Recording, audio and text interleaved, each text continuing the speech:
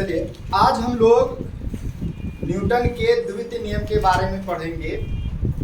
इससे पहले वाले कक्षा में हम लोग संवेग के बारे में पढ़े हुए। हम लोग वहाँ पर यह बहुत ही है ना चर्चाओं से यह पढ़े हुए थे कि जो संवेग क्या होता है। तो संवेग बताया गया था कि अगर हम लोग किसी वस्तु के वेग को बढ़ा दें या फिर किसी वस्तु के द्रव्यमान को बढ़ा दें तो उसका संवेग क्या हो जाता है, बढ़ जाता है। हम लोग यह प्रैक्टिकली करके देखे हुए थे। वह संवेग हम लोग इसलिए पढ़े थे ताकि हम लोग न्यूटन के द्वितीय गति के नियम को बता पाए। तो न्यूटन का द्वितीय गति का नियम क्या होता है वो संवेग के द्वारा ही परिभाषित किया जा सकता है। उसमें हम लोग यह प्रैक्टिकल करके देखे हुए थे कि अगर किसी वस्तु का द्रव्यमान अगर हम लोग बढ़ाते हैं तो उस वस्तु को हिलाने के लिए या गति में लाने के लिए क्या करना होगा, अधिक बल की आवश्यकता होगा गति में लाने के लिए। एक केजी का वस्तु है तो उस पर कम बल लगेगा गति में लाने के लिए, और फिर अगर कोई 50 केजी का ऑब्जेक्ट है तो उसमें क्या होगा, गति में लाने के लिए ज़्यादा बल की आवश्यकता चाहिए।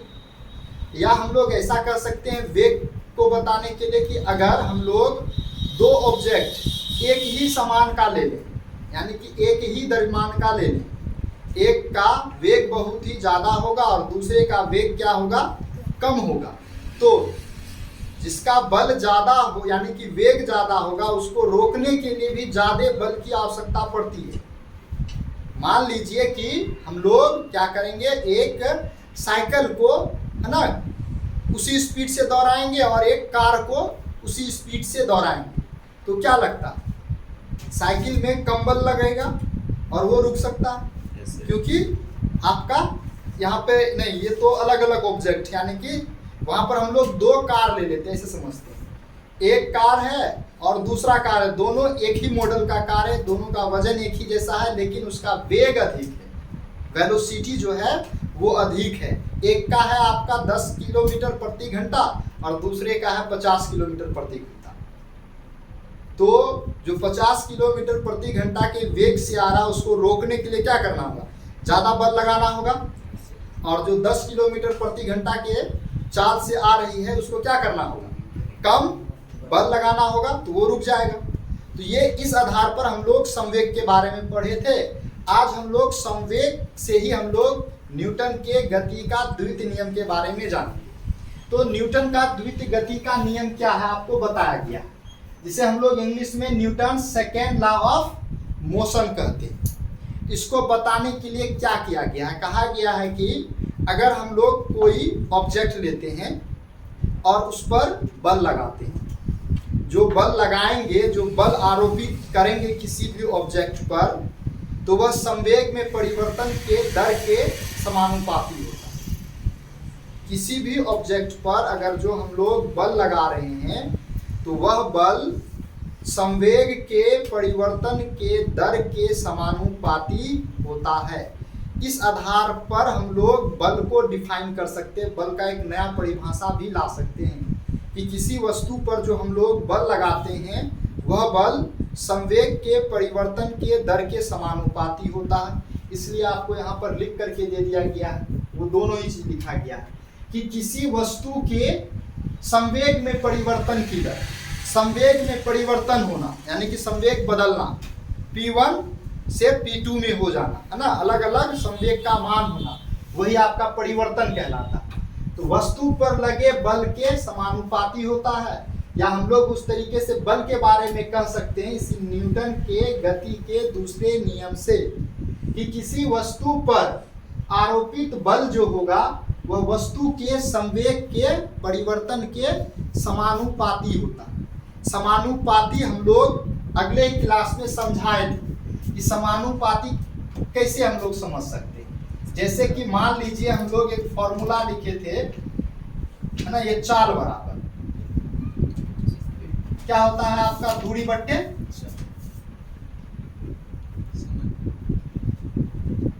समय होता है, यही ना। अगर हम लोग क्या करेंगे, किसी वस्तु का चाल बढ़ाते जाएं, इससे थोड़ा सा जटिल दिक्कत समझने में होगा, सिंपल में इसे समझिए। समानुपाती का मतलब क्या होगा? ये आपका 5 है और ये भी इधर भी 5 है, ये दोनों बराबर है। समानुपाती का क्या मतलब हो रहा है कि अगर हम लोग इसको 5 से गुना कर लें तो इसका भी मान क्या हो जाएगा? बढ़ेगा। इक्वलिटी को लाने के लिए 5 से गुना करना पड़ेगा। लेकिन अगर हम लोग इसमें भागा दे देंगे तो इसका मान क्या होगा? घटेगा। तो वो अनुक्रमानुपाती होता है। समानुपाती का मतलब है कि इक्वलिटी का जो कंडीशन है वो इक्वलिटी की कंडीशन को सेटिस्फाइड करना चाहिए। यानी कि अगर इसका मान बढ़ रहा है तो इसका भी मान बढ़ेगा। जैसे कि हम लोग संवेग में देखे हुए थे, संवेग बराबर हम लोग क्या पढ़े थे? m इंटू वी पढ़े हुए थे। तो हम लोग यह कह रहे थे कि अगर वस्तु का मास हम लोग क्या करते हैं? बढ़ाते हैं तो संवेग भी बढ़ जाता है। ऐसा होगा कि नहीं होगा? 1 kg का वस्तु ले लेंगे, उसका संवेग क्या होगा? कम होगा। लेकिन उसी समय 1 kg के जगह पर 10 kg या 50 kg या 1 कुंटल का ऑब्जेक्ट ले लेंगे तो उसका संवेग ज्यादा होगा ना। तो यानी कि मास बढ़ा रहे हैं तो संवेग क्या होगा? बढ़ेगा। तो संवेग जो बढ़ेगा इसी स्टेटमेंट को हम लोग समानुपाती के रूप में लिखते हैं। यही आपका सिंबल है समानुपाती का, जिसको हम लोग बोले थे प्रोपोर्शनल होता है। क्या होता है? हाँ। तो समानुपाती का मतलब यही है, मास बढ़ेगा तो संवेग भी बढ़ेगा और वेलोसिटी बढ़ेगा तो क्या होगा? संवेग भी बढ़ेगा। उसी तरीके से वेलोसिटी को घटाते जाएंगे, वेलोसिटी का मान क्या कर देंगे? 0 कर देंगे तो संवेग का मान क्या आ जाएगा? 0 हो जाएगा। हम लोग ऐसा प्रैक्टिकल करके देखे हुए थे इसी फॉर्मूला पर। तो समानुपाती इसी तरीके से हम लोग देखते हैं कि अगर हम लोग एक स्पीड से चल रहे हैं, यानी कि 50 किलोमीटर प्रति घंटा के स्पीड से चल रहे हैं, तो मान लीजिए कि हम लोग 100 किलोमीटर चलना, तो हम लोग 2 घंटा में पहुंच जाएंगे। 50 किलोमीटर प्रति घंटा के स्पीड से हम लोगों का चाल है, हम लोगों को 100 किलोमीटर दूरी तय करना है, तो 2 घंटा में बड़े आराम से पहुंच जाएंगे ना। तो हम लोग क्या करेंगे? उस दूरी को बढ़ा देंगे। दूरी को बढ़ाएंगे तो 2 घंटा में हमको पूरा करने के लिए दूरी को क्या करना होगा? चाल बढ़ाएंगे तभी ना पहुंच पाएंगे, नहीं तो पहुंच ही नहीं पाएंगे 2 घंटा में। चाल बढ़ाएंगे तभी पहुंच पाएंगे, यानी कि दूरी को बढ़ा रहे हैं तो चाल को भी बढ़ाना, यही आपका समानुपाती का काम है। तो हम लोग जो बल होता है उस बल को संकेत में F लिखते हैं, क्योंकि इसका पहला लेटर इंग्लिश का फोर्स का पहला लेटर क्या होता है? F होता है। तो इसी चीज को हम लोग अब गणित के रूप में लिखेंगे। किसी वस्तु पर आरोपित बल संवेग के परिवर्तन के संवेग में परिवर्तन के दर के समानुपाती होता है। जो यहाँ पर स्टेटमेंट है उसी को इस तरीके से लिख सकते हैं, है ना? समानुपाती। तो ये आपका हो गया संवेग में परिवर्तन। तो संवेग में जो परिवर्तन होगा, जैसे कि मान लीजिए कि ये आपका P है, अभी मान लिया जाए कि 2 kg मीटर प्रति सेकेंड है, और कुछ समय के बाद जो है आपका P2 हो जाता है 10 kg मीटर प्रति सेकेंड। तो P1 से P2 आया ना, संवेग का मान बदला ना। संवेग का जो मान बदलेगा, जो परिवर्तन होगा, उसमें कुछ ना कुछ समय लगेगा ना। तो यहाँ पर जो टाइम था ये आपका T1, यहाँ पे जो था T2। तो कितना समय लगा निकालने के लिए क्या करेंगे हम लोग? T2 में T1 घटा देंगे तो टाइम पता चल जाएगा कि नहीं चलेगा। तो उसी तरीके से हम लोग कितना संवेग में परिवर्तन हुआ वो निकालने के लिए क्या करेंगे? P2 में P1 को घटाएंगे तो पता चलेगा कि नहीं चलेगा कितना परिवर्तन हुआ। पहले कितना था? 2 किलो या 2 kg मीटर प्रति सेकंड था, बाद में कितना आ गया? 10 kg मीटर प्रति सेकंड। तो कितना चेंज हुआ बताइए? तो 8 kg मीटर प्रति सेकंड चेंज हुआ। कोई दिक्कत? तो ये जो परिवर्तन हुआ उसका फॉर्मूला कैसे हुआ? P2 minus P1। तो P2 का क्या हो सकता है? हम लोग ऐसा लिख सकते हैं MV2 2 है, MV2 हो जाएगा, और ये P1 है तो ये आपका क्या हो जाएगा mv1, यानी कि पहला वाला वेलोसिटी पर संवेग, दूसरा वाला वेलोसिटी पर संवेग। समझ में आ रहा? तो ये हो गया संवेग में परिवर्तन mv2 माइनस mv1, संवेग में परिवर्तन, और परिवर्तन में जो समय लगा उसको हम लोग टी कहेंगे, है ना।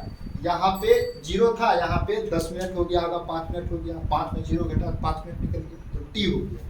तो वही चीज लिखा गया, संवेग में परिवर्तन बट्टे परिवर्तन में लगा समय। तो F है, तो बल को हम लोग फोर्स से सूचित किए, समानुपाती का सिंबल है ये।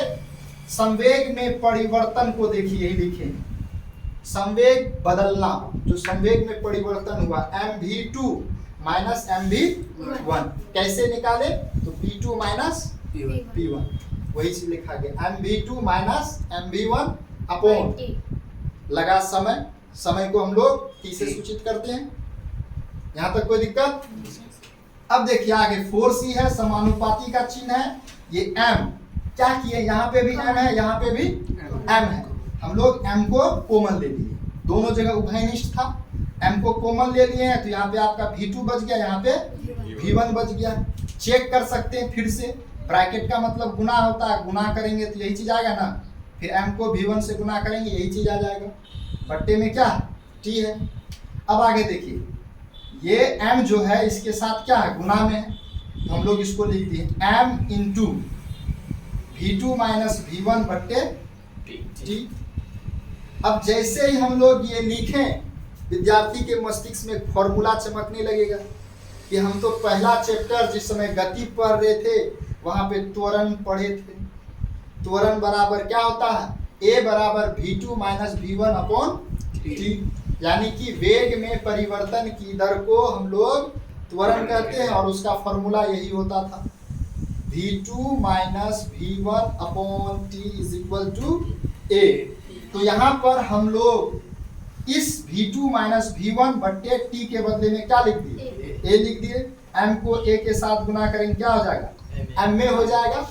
अब देखिए आगे, ये जो समानुपाती का जो चिन्ह है, उस समानुपाती के चिन्ह को हटाने के लिए, बराबर का चिन्ह लाने के लिए हम लोग क्या करते हैं, एक कांस्टेंट ले लेते हैं। क्या करते हैं, एक कांस्टेंट, जिसको हिंदी में हम लोग नियतांक बोलते हैं या स्थिरांक बोलते हैं, उसको यहाँ पर k लिख दिया गया है, k एक स्थिरांक या कांस्टेंट ले लिया गया है। कहीं कहीं पर बहुत कुछ लिया जाता है, ठीक है, आगे जैसे हम पढ़ेंगे h होता है कांस्टेंट, उसको प्लांक्स कांस्टेंट के नाम से जाना जाता है।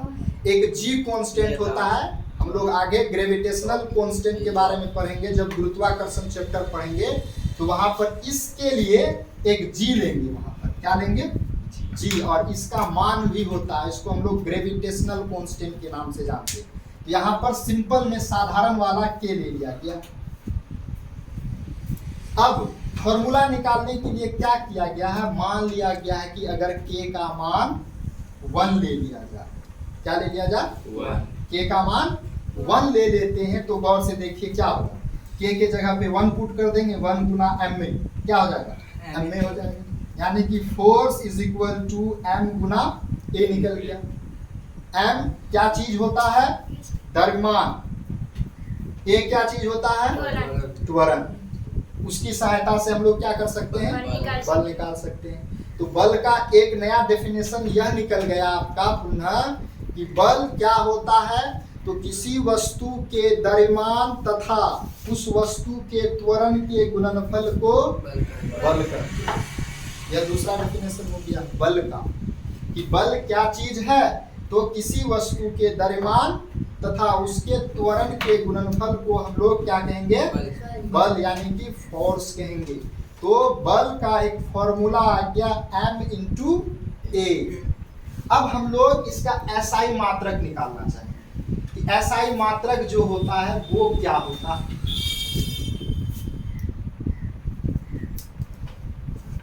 SI मात्रक हम लोग कैसे निकालेंगे, तो निकालने का तरीका सीखेंगे।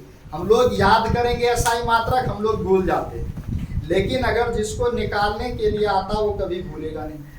जिसको फॉर्मूला याद रहेगा। तो हम लोग जाने क्या कि बल का फॉर्मूला क्या होता है, द्रव्यमान इंटू त्वरण होता है।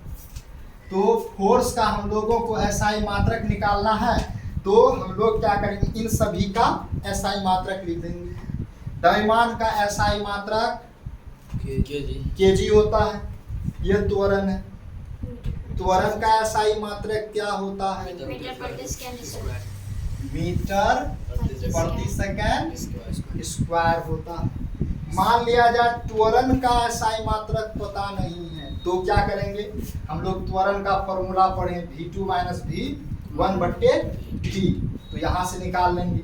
यानी कि वेग में वेग घटेगा, क्या बचेगा, वेग बट्टे t। तो वेग का एसआई मात्रक क्या होता है, मीटर प्रति सेकंड, और टाइम का एसआई यूनिट सेकंड होता है। तो इसको जैसे s से s में भागा देंगे तो आपका आ जाएगा क्या चीज, मीटर प्रति सेकंड स्क्वायर। ये a का निकल रहा है, समझ में आ रहा है। तो a का एसआई मात्रक मीटर प्रति सेकंड हो गया। तो इस केजी मीटर प्रति सेकंड स्क्वायर को हम लोग कहते हैं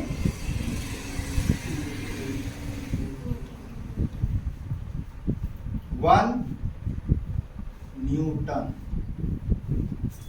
1 केजी मीटर प्रति सेकेंड स्क्वायर को ही हम लोग बोलते हैं 1 न्यूटन, यह डिफाइन कर दिया गया है।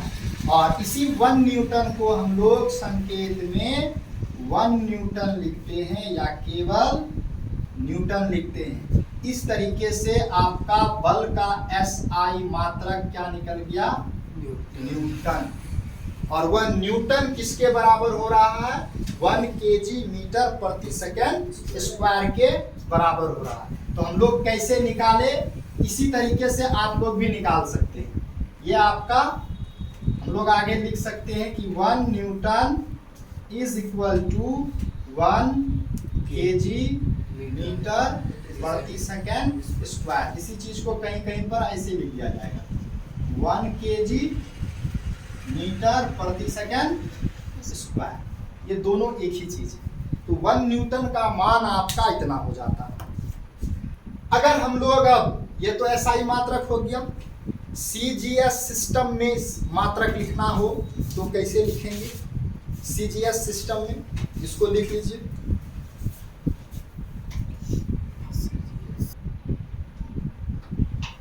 चलिए अभी हम लोग एसआई मात्रक देख लिए थे प्रैक्टिकल करके कि कैसे न्यूटन निकला, और 1 न्यूटन जो है आपका क्या होता है, 1 केजी मीटर प्रति सेकंड स्क्वायर के बराबर होता है। तो अन्य मात्रक में बल का मात्रक होता है डायन, क्या होता है, डायन। और 1 डायन किसके इक्वल होता है, तो आपका 1 ग्राम सेंटीमीटर पर सेकेंड स्क्वायर के बराबर होता है। जस्ट वही चीज है, बस सीजीएस सिस्टम में बदल दिया गया। ये आपका केजी है, केजी को सीजीएस में बदल दिया ग्राम, और मीटर को क्या हो जाएगा सेंटीमीटर में, और ये आपका सेकेंड जिसका तो वो आपका डायन के इक्वल होता है। अब हम लोग जानते हैं कि अगर किसी भी वस्तु पर बल आरोपित किया जाए, लगाया जाए, तो क्या होगा।